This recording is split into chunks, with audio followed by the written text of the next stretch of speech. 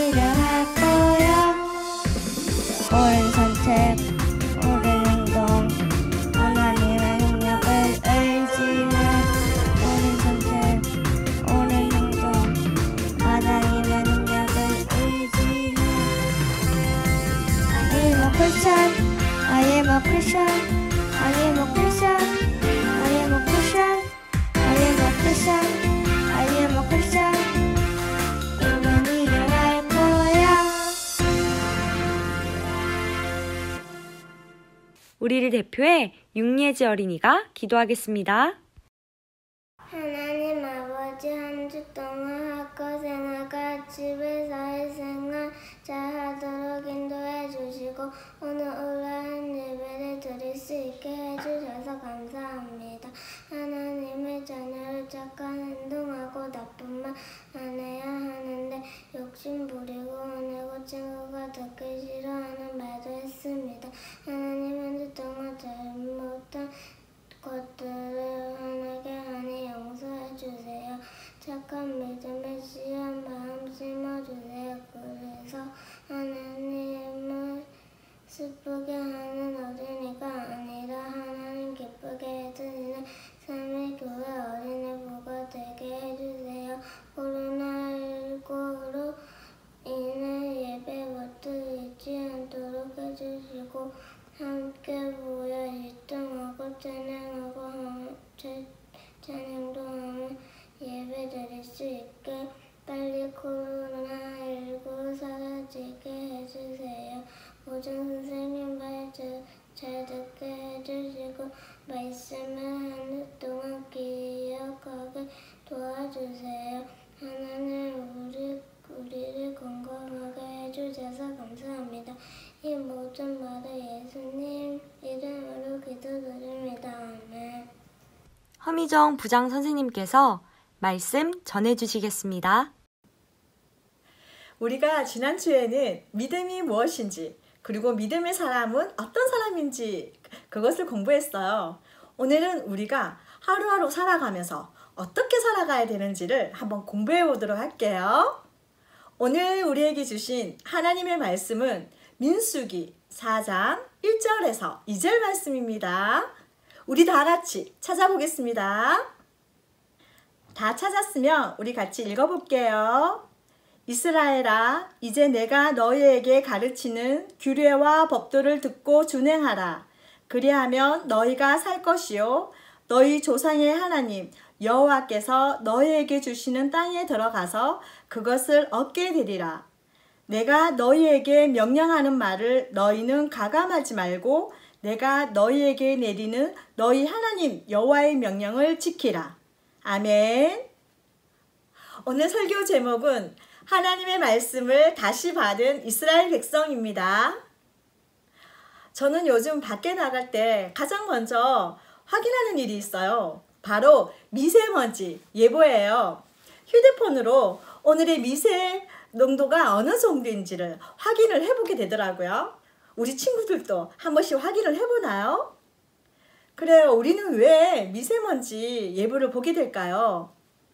미세먼지는 눈에 보이지 않는 아주 작은 입자화된 먼지예요. 이 먼지가 공기 중에 날아다니다가 우리 호흡기를 통해서 우리 몸에 들어올 수가 있어요. 그러면 우리 몸에 들어와서 건강을 해칠 수가 있는 거예요. 미세먼지가 우리 몸에 들어오면 눈병이나 비염을 일으키기도 하고 심지어는 천식 같은 질병에 걸리기도 해요. 그래서 미세먼지가 많은 날에는 사람들이 마스크를 쓰기도 하고 공기청정기를 사용하기도 해요. 그리고 미세먼지가 나쁨 이상이 되면 아예 야외 활동을 삼가하기도 해요. 미세먼지가 인체에 나쁜 영향을 미치기 때문에 환경부는 국민들의 안전을 위해 매일 미세먼지를 측정해서 등급을 알려줘요. 미세먼지의 농도를 PM10으로 표시하는데 PM10의 농도를 4가지 기준으로 나눠서 0에서 30이면 좋음, 31에서 80이면 보통, 81에서 150이면 나쁨, 150 이상이면 매우 나쁨으로 구분을 해요. 환경부가 정한 기준에 따라 좋음, 보통, 나쁨, 매우 나쁨으로 구분을 하는 거예요. 미세먼지 정도를 나타내는 것도 환경부가 정해진 기준이 있는 것처럼 우리 삶에도 기준이 필요해요.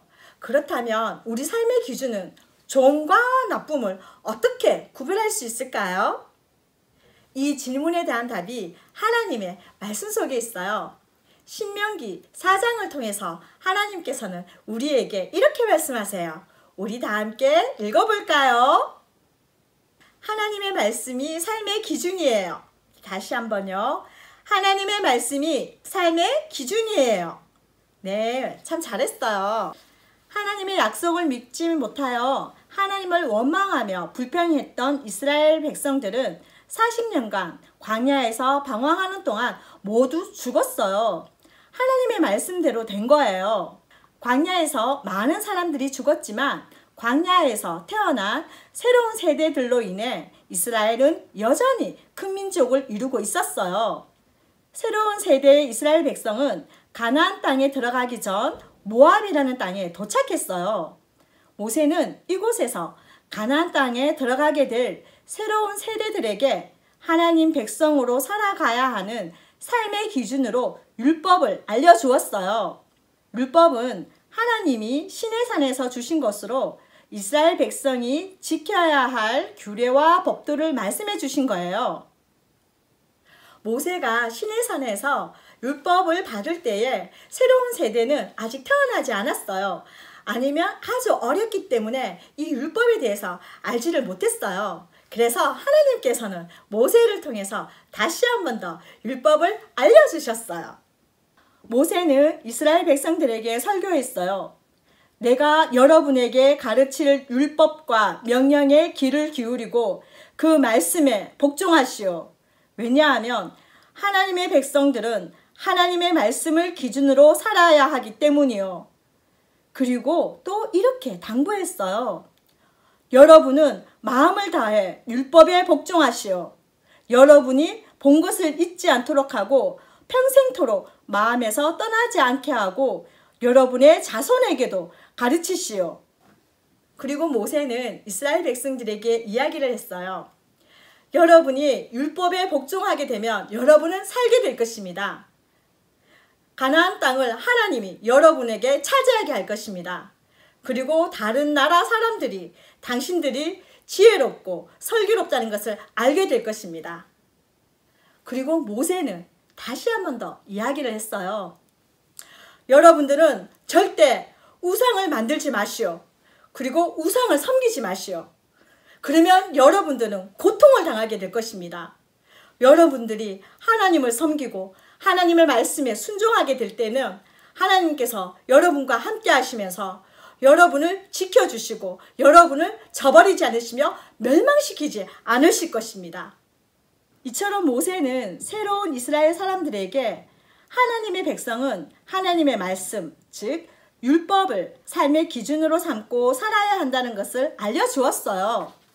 여러분은 하나님의 말씀을 삶의 기준으로 살아가고 있나요?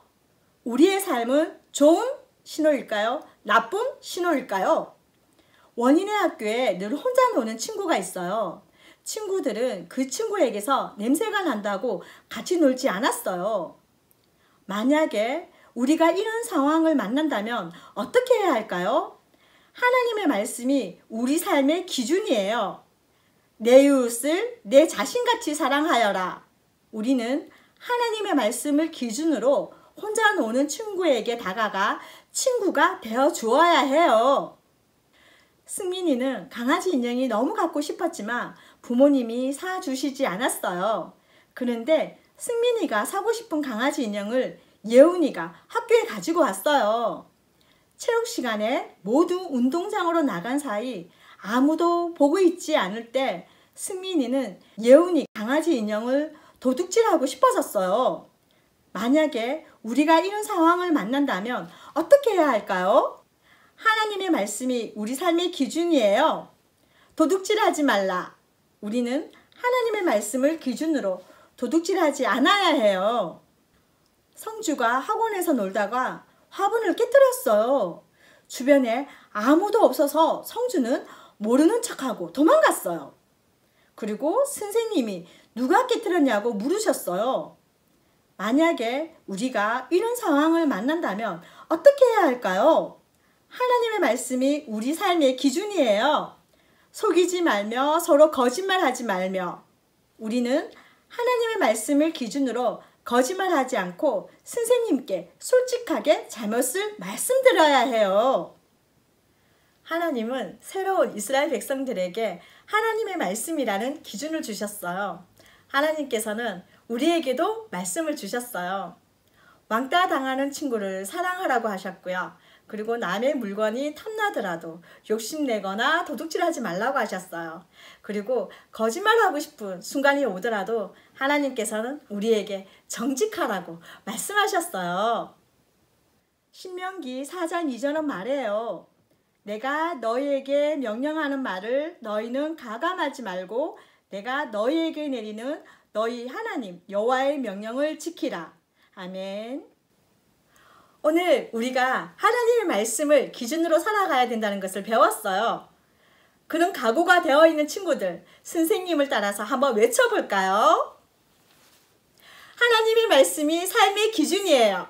다시 한 번 더. 하나님의 말씀이 삶의 기준이에요. 아주 잘했어요. 우리 다 같이 기도드리겠습니다. 좋으신 아버지 감사합니다. 하나님께서는 우리가 무엇을 기준으로 살아야 되는지를 말씀해 주셨습니다.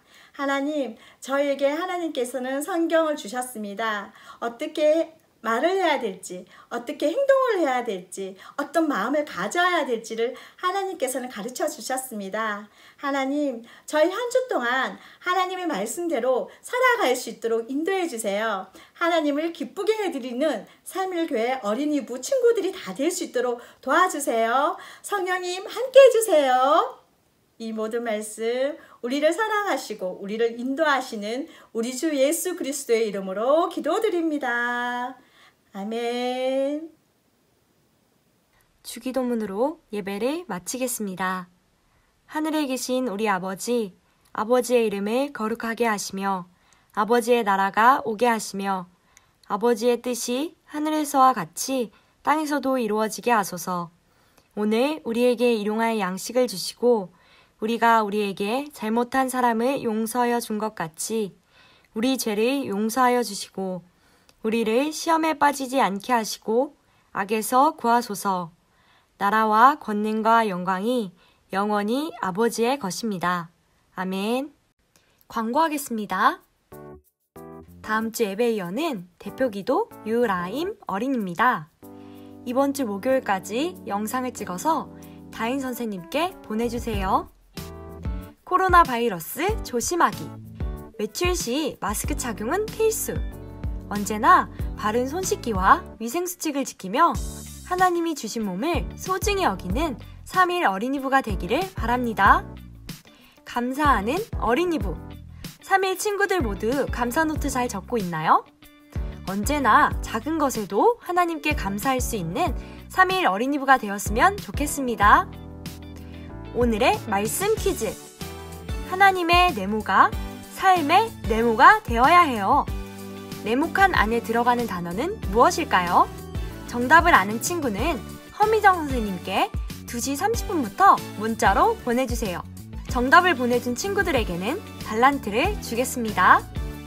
언제 어디서나 하나님이 주신 말씀을 삶의 기준으로 삼고 살아가는 3일 어린이부 친구들이 되기를 기도하겠습니다.